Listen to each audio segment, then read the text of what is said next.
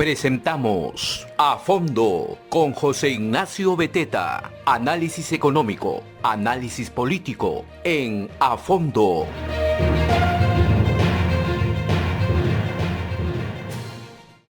Muy buenos días, ¿cómo están? Soy José Ignacio Beteta, presidente de la Asociación de Contribuyentes del Perú, conductor de A Fondo, a través siempre de la red de comunicación regional.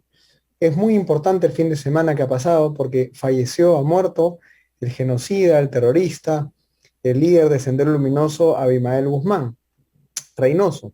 Ha muerto por razones de salud, aparentemente, todavía no se han explicado los detalles. Esto ocurrió el sábado a las 6 de la mañana. Murió Abimael Guzmán. Ha matado tanta gente como Abimael Guzmán y sus huestes, bajo sus órdenes. Ningún peruano ha tenido a un país entero por 12 años, ¿no es cierto?, lleno de temor, inseguridad, inestabilidad, destruyendo negocios, destruyendo vidas, secuestrando gente. Ningún peruano ha hecho tantas cosas malas. Abimael Guzmán puede ser declarado sin ninguna duda, sin lugar a discusión, prácticamente el peor peruano de la historia, de lejos. No van a encontrar en la historia del Perú presidente, caudillo o incluso dictador o autoritario peor que este tipo enfermo, psicópata, que bajo una supuesta ideología y un supuesto ideal romántico de igualdad terminó destruyendo, ¿no es cierto? Y haciendo que el miedo y el terror sean el pan de cada día del peruano durante 12 años. 12 años. Ha fallecido este señor y definitivamente hay algunos temas que son muy concretos y que pasan al debate. Para empezar, ¿qué se puede y qué no se puede hacer con el cuerpo del genocida Abimael Guzmán, del asesino, del terrorista Abimael Guzmán? Lo primero que habría que plantear es que efectivamente, aún así genocida, terrorista y asesino, ese psicópata enfermo es un ser humano. Y al ser un ser humano, sus familiares más cercanos tienen el derecho a reclamar su cuerpo. Entonces ya hay todo un debate, ¿no es cierto?, una polémica en qué es lo que se hará con el cuerpo de Abimael Guzmán. Elena Iparraguirre ha sido trasladada a un penal de máxima seguridad y además se le ha iniciado un proceso disciplinario porque ha estado llamando por teléfono a exterroristas. Lo que dice el comunicado del INPE es categórico, ¿no? Se le ha iniciado un proceso y se le ha trasladado a un penal de máxima seguridad porque se ha descubierto que ha tenido comunicaciones telefónicas para ver asuntos vinculados al terrorismo, definitivamente vinculados seguramente a qué hacer con el cuerpo de su esposo. Una mujer, una señora exterrorista, además, vinculada a Elena Iparraguirre, se ha acercado ya a reclamar el cuerpo de Abimael Guzmán. Entonces acá hay un primer tema, ¿no? ¿Qué es lo que va a pasar con el cuerpo del peor peruano de la historia? El segundo tema es el impacto político. Todos sabemos que hay una serie de críticas, cuestionamientos, vinculaciones evidentes, además, de no pocos personajes vinculados del gobierno del señor Castillo, que han tenido pues notorias experiencias cercanas a Sendero Luminoso. Y se corrían rumores, había ya toda una estrategia para trasladar a Abimael Guzmán y a la cúpula de Sendero a penales de menor seguridad, penales que ya no eran, digamos, gestionados por la Marina, sino a penales civiles, ¿no? Penales civiles que, como sabemos bien, son un desastre, son un meridiano desastre, ¿no? El sistema penitenciario en el Perú es un meridiano desastre. Pero esto evidentemente pues se ha visto cortado, porque la idea de trasladar a Abimael Guzmán a un penal civil, digamos, vamos a llamarlo así, regular, ordinario, quedó truncada con su muerte. Y ayer hubo una marcha, no solamente en Lima, hubo marcha en Piura, hubo marcha en Arequipa, hubo marcha en Ayacucho. Grupos de personas más, menos numerosos han salido a decirle no al terrorismo. La fecha además es muy interesante porque sabe pues si Dios existe debe estar bromeando con nosotros porque se muere este señor un 11 de septiembre del 2021, 20 años después del 11 de septiembre del atentado de las Torres Gemelas, un año antes de la conmemoración del atentado de Tarata, un año antes de la conmemoración de su propia captura un día antes, perdón, de la conmemoración del atentado de Tarata y un día antes de la conmemoración de su propia captura. Con lo cual, pues el fin de semana en el que se murió este sujeto no deja de llamarnos la atención y pues estas cosas existen no sé si como coincidencias o como si señales del destino. Pero para hablar de todas estas cosas astrológicas, cosmológicas y también políticas, tenemos hoy día con nosotros a un analista político muy importante, que es el señor Manuel Bernales. Señor Bernales, muy buenos días, ¿cómo está? Muy buenos días. ¿Qué tal? ¿Cuál es su Mucho opinión gusto respecto por de... esta invitación, pero déjeme decirle que no Sí, soy astrólogo, ni opinólogo, ni opinópata, ni fanático, ni opinocrático. me Tengo parece muy una bien. perspectiva de 50 años de estudio y de actividad política para no caer en ese tipo de cosas. Y Me parece creo muy que hay distintos puntos de vista en una sociedad completamente fracturada como el Perú, bien. no solamente en unos que votaron por A o por B. Las elecciones mostraron que es un país de tres mitades. Un porcentaje que votó por la Nicey, otro porcentaje que votó por Castillo y otro porcentaje que rechaza o que no vota por ninguno de los dos, hablando de los que participaron en la elección. Pero el Perú es mucho más grande, su sociedad política y su sociedad civil, mucho más grande que todo eso. En consecuencia, yo quiero sí resaltar que estos distintos puntos de vista también han tenido otro recordatorio, el recordatorio del golpe de Estado en Chile contra Salvador Allende y la implantación del pinochetismo y que fue un modelo de las dictaduras de derecha, que también en el Perú hay gente que añora eso. No nos podemos olvidar de esas cosas. Entonces, déjeme decirle con toda sinceridad y respeto que el problema fundamental que enfrentamos ahora son más de 30 años de desinformación y de deseducación. Mire usted, no hay cursos de economía política, de educación cívica, de geografía, de historia. Entonces, en esas condiciones de oscurantismo, hay dos tipos de reacciones polarizadas hoy día. Una, que quieren el regreso de la Santa Inquisición.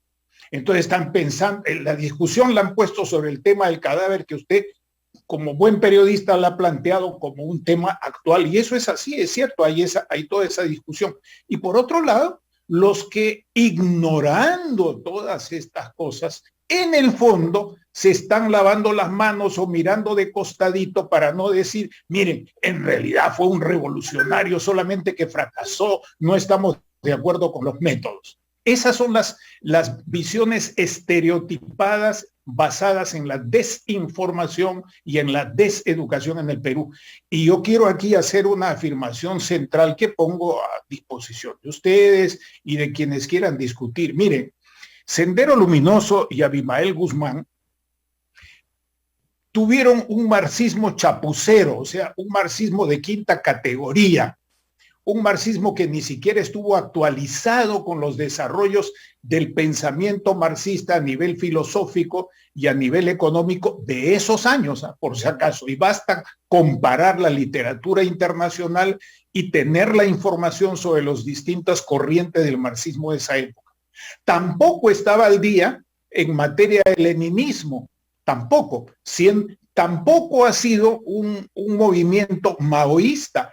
Lo que ha llamado la atención de su planteamiento y se lo ha puesto como si fuera maoísta, solamente maoísta, son todas aquellas cosas que vimos en su práctica, pero esa práctica, más que maoísta, es una práctica polpotiana, una práctica de absoluta destrucción del ser humano y de la sociedad para imponer por la fuerza, sin ninguna otra consideración que el poder crudo y duro y por el asesinato, ni siquiera un régimen determinado, sino una pura destrucción, para que después, por una especie de que de las cenizas sale una nueva sociedad, salir una construcción. Esa es mi afirmación fundamental que yo quiero compartir con ustedes. Yo le puedo responder. Sendero Luminoso fue básicamente polpoteano. Ahora, Manuel Bernales, muchas gracias. Para empezar, evidentemente mi introducción acerca de la astrología y la astronomía fue una broma de inicio, más para conectar la conversación, porque sí, definitivamente la fecha en la que fallece Abimael Guzmán es una fecha muy interesante, lo vea por donde lo vea uno. En segundo lugar, me encantaría ser periodista, pero soy historiador. Y en tercer lugar, estamos de acuerdo en lo mismo. Es decir, el Perú es un país fragmentado, es un país dividido. Lo que uno debe entender, creo yo, a raíz también de su misma postura, de sus primeras afirmaciones, es que hay que escuchar a la gente, hay que efectivamente tener los oídos puestos en el sentir de la población, en el sentir de la ciudadanía. Me va a perdonar, más allá de temas ideológicos. Yo reconozco que además en libros de los años 80 que analizaban el fenómeno terrorista, ¿no? donde Nelson Manrique y otros pues, sociólogos peruanos decían lo mismo que usted, ¿no? Que el marxismo o el leninismo, el maoísmo pues, de Sendero Luminoso era pues un maoísmo mal entendido, ¿no? Violento, efectivamente. Pero más allá de eso, a ver, el marxismo es insalvable por donde lo vea. Esa es la realidad. Bueno, pero yo no coincido completamente con esas perspectivas, bueno, porque varios de estos análisis tenían un sesgo, el sesgo antiestatal a priorístico y antimilitar a priorístico, que los lleva a equiparar un delito cometido por un funcionario público de uniforme en la política contrasubversiva con el terrorismo, y lo equiparan y lo hacen igual, cuando son cosas que en lo fenomenológico son parecidos, pero no son iguales, porque uno parte de la autoridad del Estado y otro es una subversión terrorista, que son dos cosas distintas. Entonces yo tampoco estoy de acuerdo con eso. No, es que yo creo que me he entendido mal. Cuando yo me refiero a que el marxismo sofisticado, avanzado, moderno, fracasado, me refiero a que el marxismo siempre se ha basado no necesariamente en que exista un Estado. Todos creemos que debe existir un Estado. El marxismo parte de la idea de que el Estado tiene que controlar las estructuras humanas, no solamente económicas, sino también culturales, educativas, para poder generar una sociedad que luego va a ser más desarrollada e igualitaria. Los liberales, estamos en desacuerdo con eso, porque yo pienso que si el Estado tiene que existir es para regular ciertos sectores de la economía, pero no mi vida y mi cultura y la educación de mis hijos. Sí, ese es un aporte del liberalismo, pero no nos olvidemos que el liberalismo de la Revolución Francesa, que fue el liberalismo radical, terminó con la política del terror y con muchos años de terror, y además en el imperio con Napoleón, aunque después lo que sembraron salieron otras cosas. Mire, yo creo que lo que usted acaba de decir me lleva a un punto fundamental. La cuestión del liberalismo no es solo el liberalismo. En la doctrina social católica de los protestantes, tanto de la línea luterana como de la línea vaticana y otras parecidas, hay una afirmación que se parece a eso y es la siguiente. El ser humano y la sociedad tienen organizaciones propias que deben desarrollarse, y eso se lleva a un plano político y se llama democracia. El problema es que no hemos cultivado la democracia, no hemos desarrollado los principios democráticos, y les voy a dar algunos ejemplos que pueden irritar a algunas personas, pero que soy rigurosamente exacto. La gente del MRTA, por ejemplo, que también fueron terroristas, ¿acaso no tuvieron gente del APRA rebelde? No quiero decir nombres, porque algunos pueden haberse arrepentido, de Trujillo, de Arequipa, de Lima, de Ayacucho, incluso de la propia democracia cristiana salió alguna gente que estuvo metida con Sendero después, y yo lo vi viendo la lista de los muertos cuando se develó las insurrecciones que hubo en el penal del Callao y en Lima. En consecuencia, lo que ha habido en el Perú, es la ausencia de un cultivo profundo de los principios del humanismo integral y de la democracia, que significa tener separación de poderes. Eso no existe en ningún régimen inspirado en el marxismo, en el leninismo, en el maoísmo. Eso no existe. En segundo lugar, que existan partidos, no partidos como los de hoy, que son partidos autorización para invertir en política, y que tenemos más de 40, y eso no solo no es un chiste, sino que es un drama. Y por otro lado, la necesidad de tener un principio fundamental en toda democracia, con matices que hay democracias en monarquías constitucionales, hay democracias en repúblicas. La democracia no está completamente extendida en el mundo, por otro lado. Hay más de 180 países en el sistema de Naciones Unidas, de los cuales, según información que he revisado de la UNESCO el día de ayer, no pasan de 55 los democráticos, ya sean monarquías o repúblicas. Pero lo fundamental es la información y la educación. Con un pueblo educado, esto no se va a volver a repetir, pero con una desinformación y con una deseducación, esto se va a volver a repetir y la gente va a idealizar el fenómeno senderista. Esto es lo que a mí me parece más grave. Sí. No es tanto lo que está sucediendo ahora, que sí comparto con ustedes esas preocupaciones, sino la idealización de esto. Y no voy a ir muy lejos.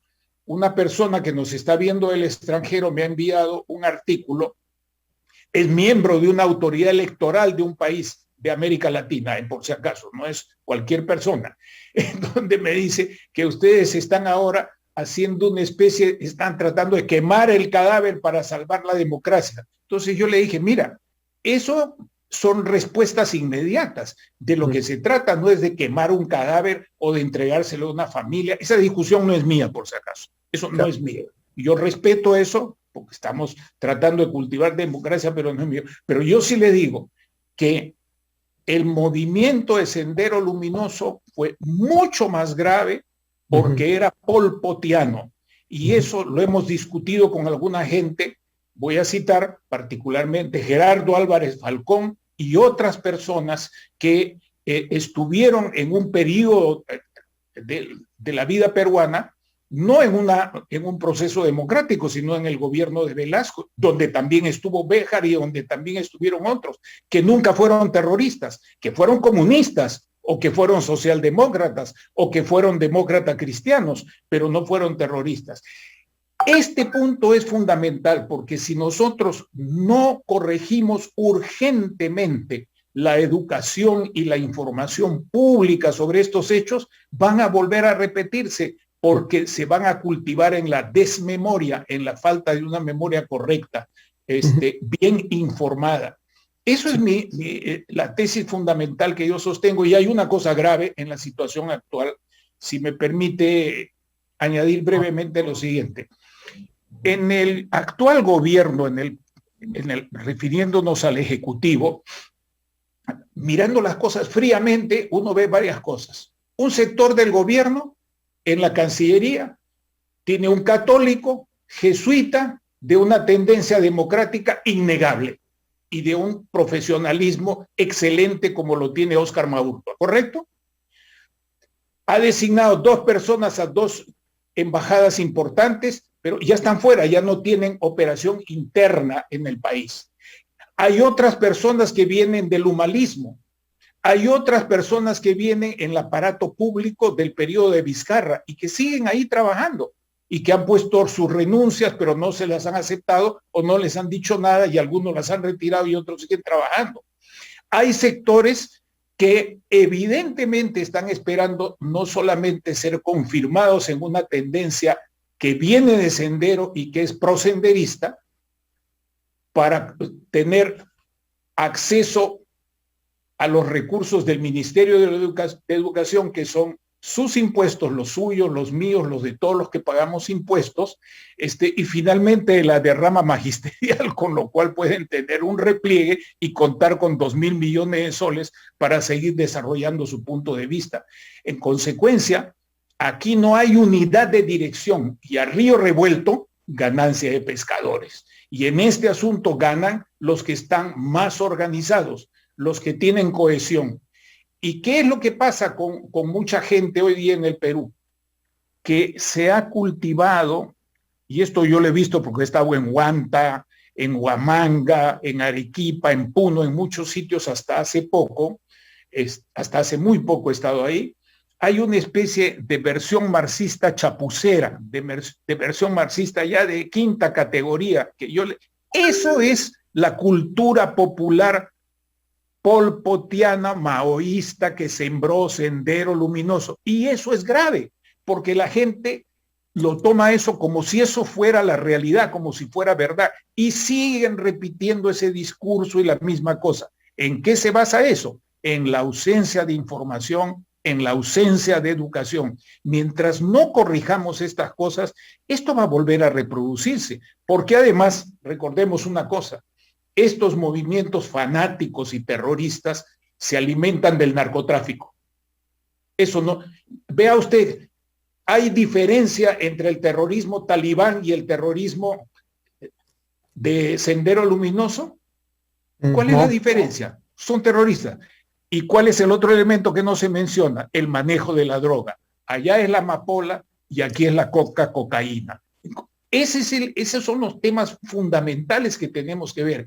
Mientras no desarrollemos con fuerza los principios democráticos, como decía Jacques Maritain, uno de los fundadores de la UNESCO, la democracia es un ideal, no es una utopía, que es otra cosa.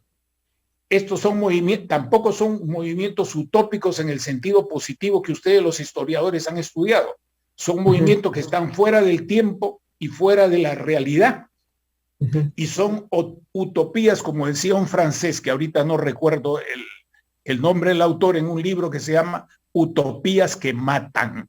La utopía que mata es la utopía senderista, la utopía de los talibanes, que en eso se parecen y eso nadie lo puede negar. Y que además tiene que ver también con la desinformación, pero también con factores de la personalidad autoritaria, que no es solamente lo que estudiaron los europeos o los norteamericanos, sino que también se estudió acá en el Perú por el equipo de psiquiatría social en los años fines de los 50, Carabedo, Mariátegui, Rotondo, Carlos Alberto Seguín en San Marcos, que esa personalidad autoritaria está no solo en las clases altas, sino también en las clases bajas, y que tiene que ver con la fenomenología del parricidio, del feminicidio y de los abusos y prepotencias que vemos nosotros todos los días. Yo quiero en esto insistir mucho en que la ausencia de una cultura democrática fuerte, bien informada, bien enraizada, si no se recoge prontamente en la educación, lo que vamos a tener es una multiplicación de la desinformación, de la deseducación y el cultivo propicio, no solamente para un neosenderismo o como se quiera llamar, sino también para nuevos inquisidores, que frente a este peligro, lo que nos van a decir, mira, ya no podemos seguir en la democracia, hay que matarlos a todos. Y en consecuencia, eso se llama el fundamentalismo de derechas, que está presente en el país. El fujimorismo ha sido eso, no nos podemos olvidar. Y también ha existido eso antes en la historia del Perú, también ha existido, no es ninguna cosa nueva. El problema es no sé cómo lo vean ustedes. No, a ver, para empezar, doctor Bernal les ha tocado tantos temas que no nos va a alcanzar el tiempo, pues no, eso es lo primero. Pero tratando... Bueno, te invito a conversar a la casa si no me invitas a tu programa. De todas maneras, yo creo que haciendo eco de lo que usted dice, yo me llevo 4 cosas. Este programa llega, para empezar, principalmente a regiones, ¿eh? Llegamos a 10 regiones del país, más de 28, 30 emisoras locales. Y me ha interesado muchísimo, evidentemente, lo que ha dicho. Hay 3 cosas que yo me llevo y después le hago la última pregunta, comentario, para que usted cierre la entrevista. Lo primero que me dio es el tema educativo. Está clarísimo que si en la currícula del Estado y en la currícula privada, que al final es una sola, la currícula pública, digamos, educativa, no se empiezan a integrar temas de economía política, hasta, yo le diría, muy aterrizado el tema de civismo, educación ciudadana. Claro, eso que teníamos antes, exactamente. Eso estudiábamos antes. Y historia del Perú, ustedes los historiadores tienen una responsabilidad gigantesca. Han quitado el curso de historia del Perú. Y mi corriente es un poco más objetivista, como usted bien dice, en la Universidad Católica, la corriente de la historia es un poquito más relativista, más francesa, ¿no? Pero a mí siempre me ha gustado la historia un poco más objetivista, y esa idea de la historia del Perú como algo que uno puede interpretar, más allá de que hayan matices, pero tienes más o menos una estructura en la cual te vas llevando una idea con autoestima positiva de tu país, desapareció. No hay historia, no hay economía, no hay educación cívica. Nuestra currícula es una especie de arroz con mango que nadie entiende. Ahí, eso es lo primero que quiero rescatar. Lo segundo, permíteme una cosita chiquitita. Y estamos desperdiciando hasta hoy el bicentenario para una celebración, por ejemplo, en los temas de historia, que Sí, no ha analizado desde las provincias, salvo en Trujillo y en Ica, que es lo que yo conozco, todo este proceso, y se ha seguido repitiendo cosas en modo limense, yo le llamo en modo limense, que es un moderato cantabile para gusto de la burguesía. Totalmente, totalmente de acuerdo, Lima, sí, eso es lo segundo que le iba, mira, el segundo comentario que le iba a hacer son tres, el segundo es ese, el segundo es, a ver, este Estado centralista peruano, ¿no? Y usted tampoco me lo va a negar porque usted seguramente lo sabe, cuando el Perú no tenía plata, cuando el Perú era pobre, las regiones eran más fuertes porque entonces no dependían del erario público nacional, se tenían que buscar la vida. Cuando hay mucha plata, el Perú se vuelve muy centralista. Porque claro, toda la plata llega al gobierno nacional y desde el gobierno nacional empezamos a repartir a las regiones. Y las regiones tienen este desincentivo medio infantil, medio de niños, de esperar ya que el MEF le dé la plata, ¿no? En el siglo XIX, en el inicio del siglo XX, cuando el Estado peruano era un Estado precario y no había recolección de impuestos o muy poca recolección de impuestos, las regiones tenían que ganar su plata, con el caudillo, con el hacendado, con quien sea, pero tenían que recaudar su plata entre ellos en cada región. Y entonces la minería hacía que esa región se desarrolle. La minería acá, la minería en Hualgayoc, la minería más abajo, al sur, al centro. El centralismo es algo que tenemos que combatir desde la ciudadanía, desde la prensa, desde la comunicación. Ese es el segundo comentario. El tercer comentario, aquí le doy la palabra, es nuestro Estado es un Estado fallido. O sea, el concepto de Estado me refiero al Estado como burocracia, ¿no? Tenemos una burocracia con funcionarios que no saben qué hacer, ¿no? O lo hacen mal, o lo quieren hacer bien, pero no saben qué hacer. Se gasta plata en planilla y en gasto corriente, pero como loco, y no se gasta en inversión pública. Hay plata en el Estado. Tenemos un Estado lleno de gente que probablemente alguna sea bien intencionada, pero que son literalmente personas que no ponen al ciudadano en el centro, sino ponen a los procesos y a su propia autorreferencia en su vida y reciben un sueldo todos los meses de los contribuyentes, doctor Bernales. Con estos tres comentarios yo le dejo las últimas palabras para que nuestros oyentes lo escuchen. Con mucho gusto y muchas gracias por esta consideración tan amable de su parte. Quiero empezar por el final. Yo no concuerdo hoy, antes estuve muy cerca de esa tesis, lo pensé mucho con aquello de los países inviables que popularizó el distinguido y estimado embajador Osvaldo de Rivero. En segundo lugar, porque tenemos problemas de gestión pública y de organización pública, pero eso es corregible. En segundo lugar, el componente de la burocracia hoy día no está solamente en el organismo central del Estado, en los tres poderes radicados en Lima, sino que tenemos un desarrollo muy grande que además repite lo de Lima con todos sus errores en la organización burocrática o administrativa de los gobiernos regionales, las municipalidades provinciales y las distritales. Y yo me baso en esto para un autor que usted conoce seguramente mejor que yo, Max Weber, para discutir que la separación, pero al mismo tiempo relación, no divorcio, entre el aparato público y lo que es el aparato del Estado. Pienso, sí, con usted, que es importante que desarrollemos la descentralización, pero no la descentralización solamente con más normas. Hoy día tenemos, ya las normas están por las 30,000, tenemos normas por montones, perdone la expresión, muchas normas, ¿no? Lo que falta es la implementación. Le doy un ejemplo chiquitito para terminar. Se está pidiendo nuevamente que se apruebe el tratado, el convenio de Escazú, el tratado de Escazú para proteger a los defensores, etcétera. Yo les he preguntado a ellos y les he dicho, y lo he dicho en público, y lo he escrito, ¿cuál es la implementación para poder contar con fiscales, con policías y con promotores viviendo en los lugares que acompañen esos procesos? Cero. Entonces, muchas de estas personas que tienen buena voluntad y que respeto, en democracia hay que respetarnos, siguen pensando que dando más normas se va a cambiar el Perú, se va a proteger, cuando lo que tenemos es un desfase brutal entre las normas y lo que se, utilizando un vocablo que viene del inglés, y su implementación, su asignación de recursos. Lo que pienso, y hay buenas experiencias en provincias, en departamentos, que acá tontamente le seguimos llamando regiones, son departamentos con gobiernos regionales, fruto de una frustrada consulta para implementar un proceso de descentralización.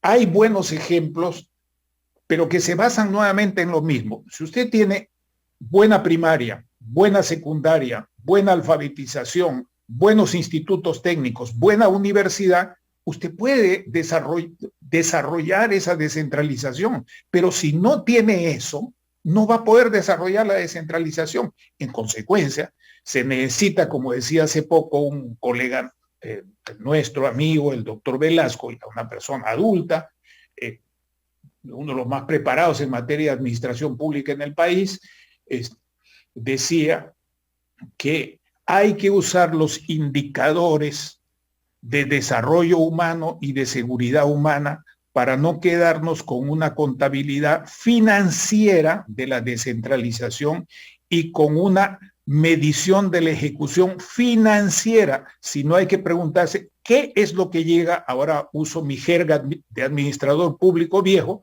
qué es lo que llega al último usuario, qué le llega en salud, qué le llega en educación y cuáles son los mecanismos que se le abren para su participación, porque si ese espacio no se llena, va a entrar cualquier otra ideología o práctica reduccionista, simplona, que se base en la desinformación y en la deseducación. Y eso no solamente va por la izquierda, también va por la derecha. Y esa es una experiencia mundial que también la hemos tenido acá en el Perú.